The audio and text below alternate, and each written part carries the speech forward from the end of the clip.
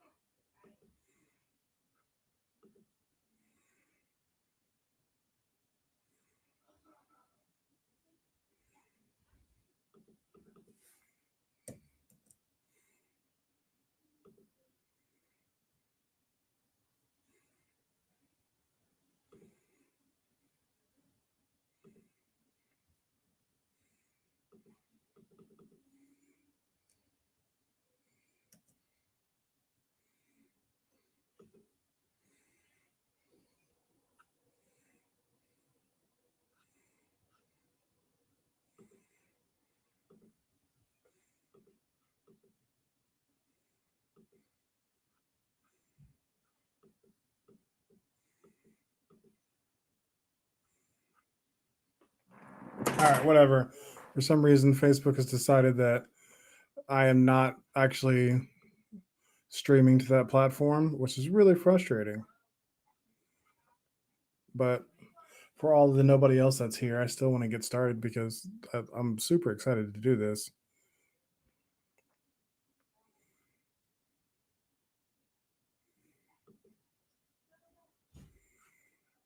I'm just going to try to reload it one more time. What is happening right now?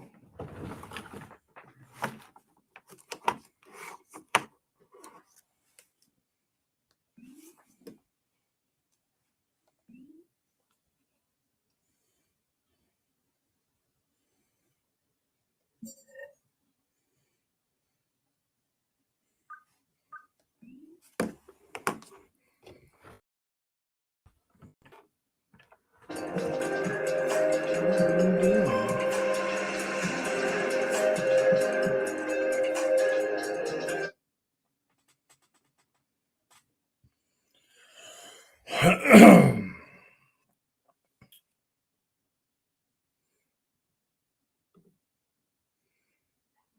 Anyways, I'm going to reload this Facebook page one more time.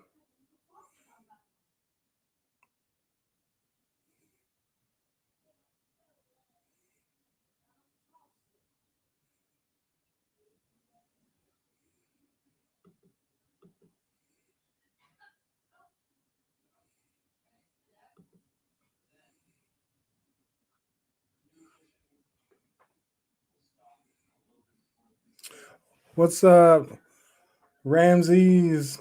My brother, nice to see you.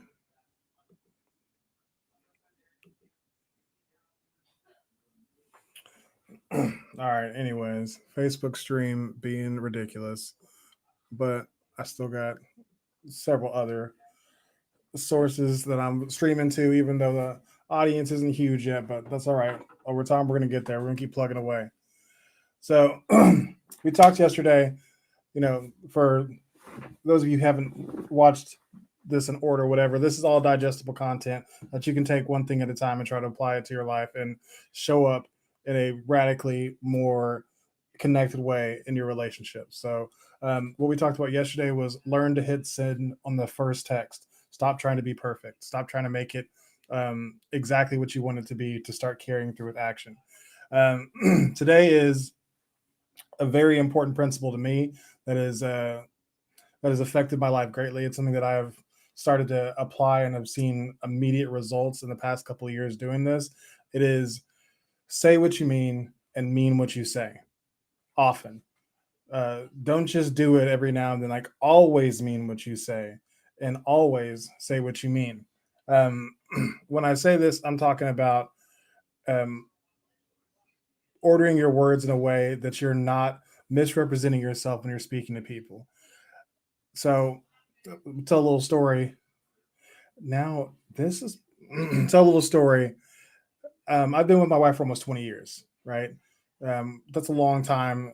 I love her very much. She's the most important person in my life. She is, without her, I would be a mess. I would be a completely different person. I wouldn't have anything together in my life that I've got together without her. So, whenever I think about say what you mean and mean what you say, I think about how about 15 years in, um, I'm just, going about my business and my wife comes to me very downtrodden, obviously very sad, and asks me like, "Hey, can we talk?" I'm like, "Sure. What did I do now?" And she asked me, "Are you still attracted to me?" I'm like, "What? What? Like, of course I'm still attracted to you." Like, and she asked me, "Do you like me? Do you like hanging out with me?" I'm like, "Duh! Like, I'm married to you. Obviously, obviously, I'm attracted to you. Obviously, I like hanging out with you. It's obvious, right?" It's obvious to me up here that inner dialogue is completely different than what you're going to get from somebody else who is not listening in your head. You have to say what you mean. You have to talk to the people who you care about and give them reasons to believe that you care about them.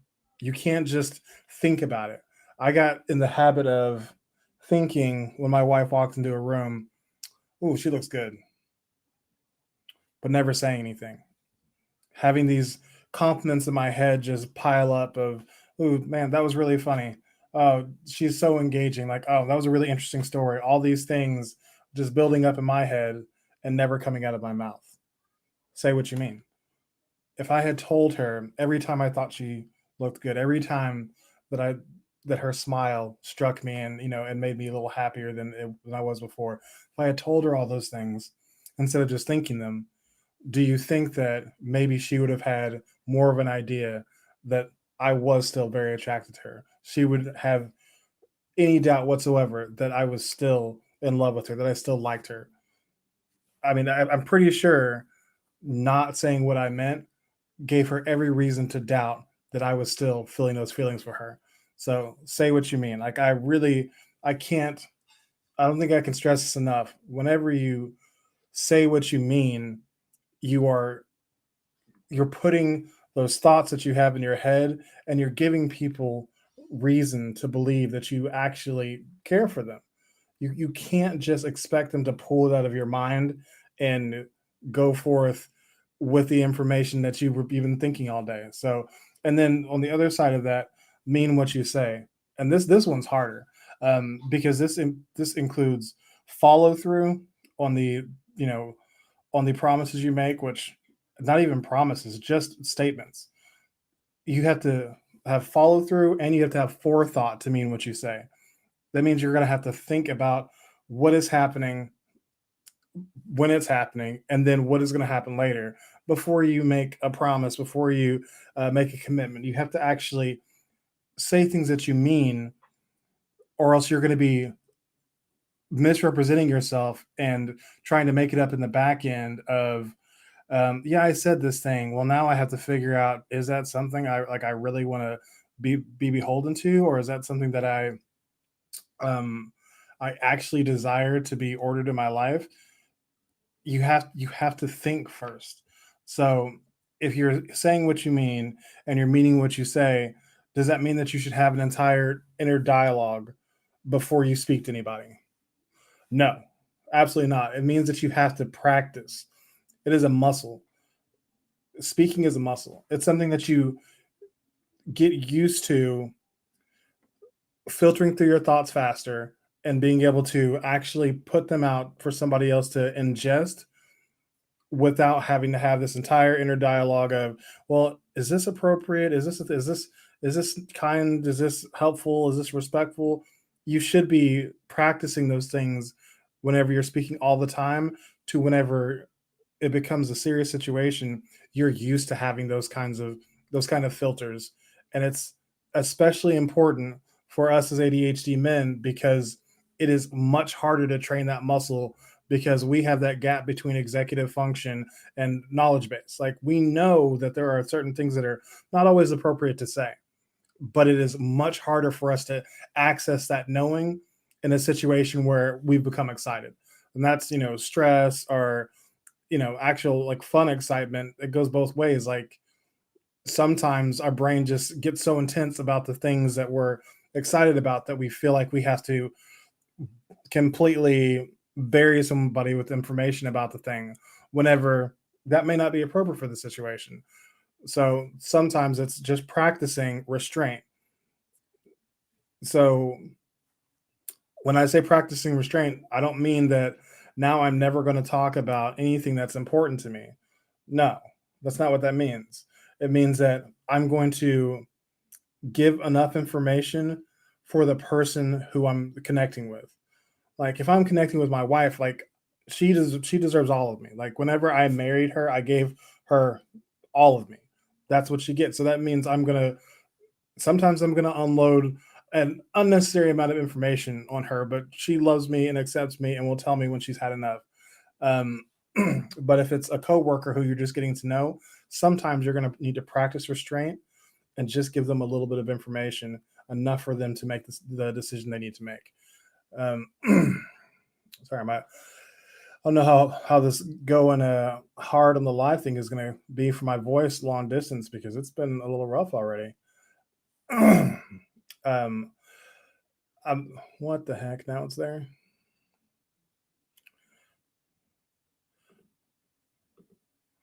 So timeout.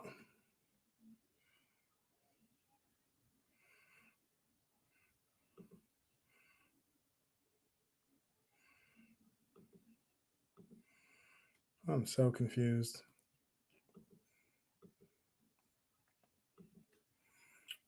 Whatever.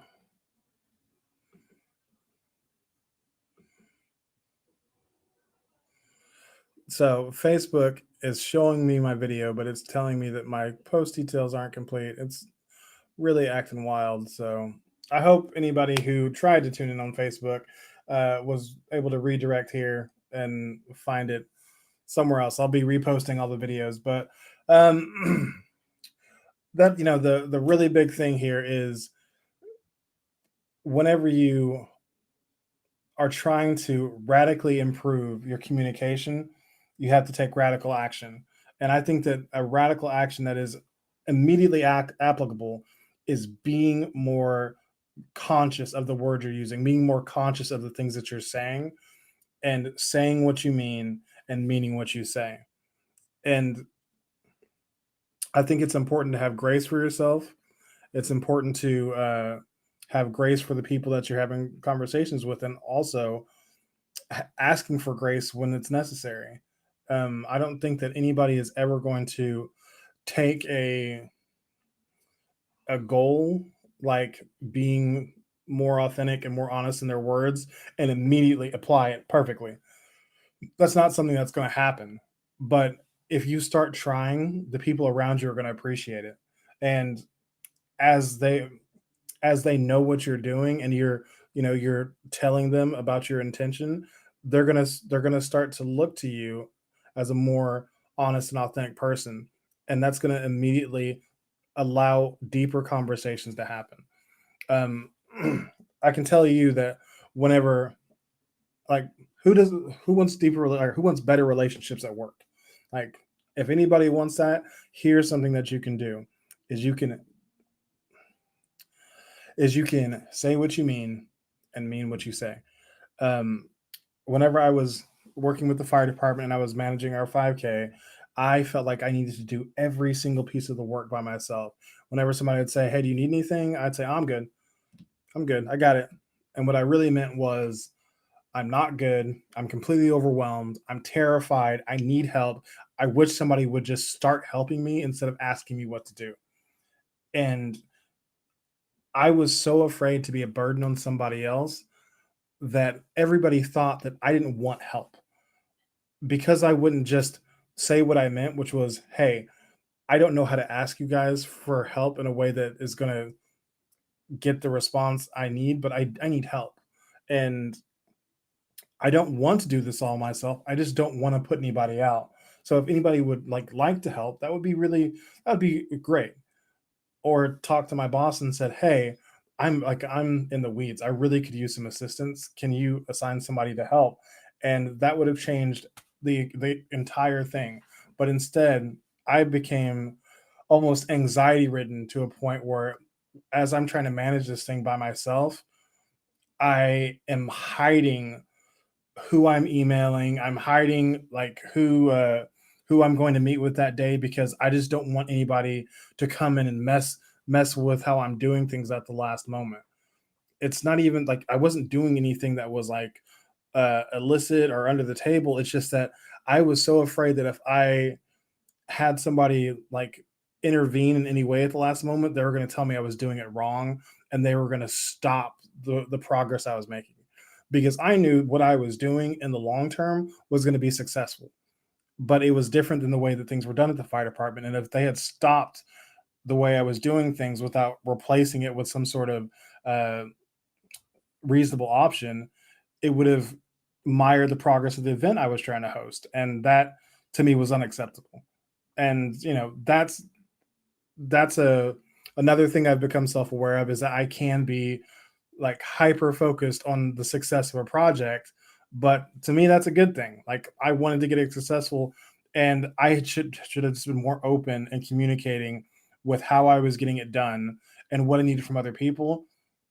Or I mean, and once again, just giving them that information. So then if they didn't help, they didn't think I was trying to keep them away from the project. They knew that they were just making a decision to do something else, and that's fine. Like, I would have much rather have had to do it all myself and not been paranoid about whether people are like watching over my back or talking trash behind me because, oh, Bruce won't take any help, or all those things could have been avoided by just being more open in the communication. So say what you mean what you say, and do it often. Like just do it.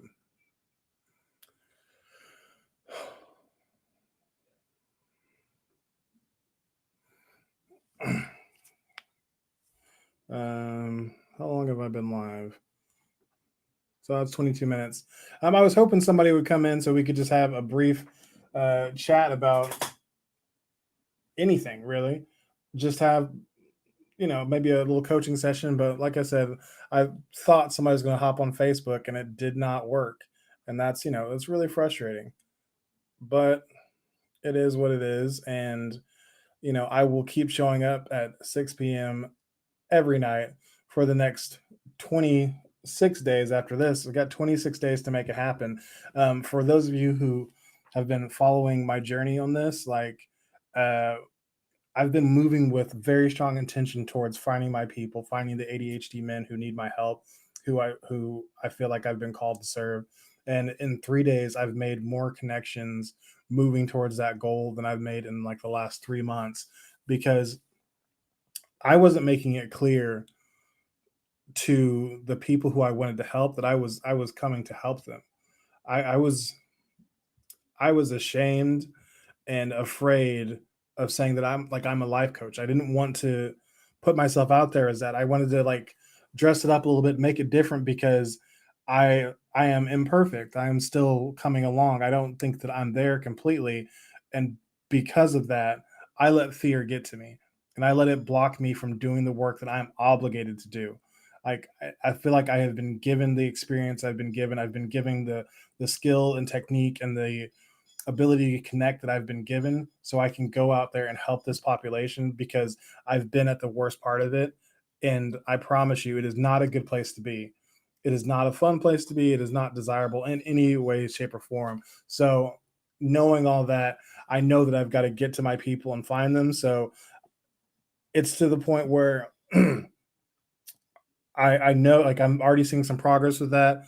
I'm moving with intention. I'm already seeing signs that that everything's gonna work out. I have no doubt that in 30 days I'm going to be able to make my business sustainable, so I don't have to go back to work, because I know that I'm being called to do this, and it's gonna happen in a way that this is gonna be a thing that I'm gonna be able to do at least a good majority of my time, because I think that it's the work that I was put on this earth for. So um anyways, if you see this and you are hoping for some free resources, I've got some on my website, www.authenticidentitymanagement.com. I've got a free ebook, free like 5-step blueprint for unmasking as an ADHD man, and also I've got an authentic assessment. If you're curious if my services might be right for you, just hop on there, take the survey, and it'll let you know if, on a scale of, you know like it's like a test score.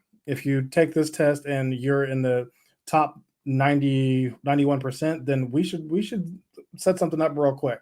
And there's a grade scale, and it lets you know everything on there, so you can take that. There's a link in the bio, and also it's all available on my website, www.authenticidentitymanagement.com.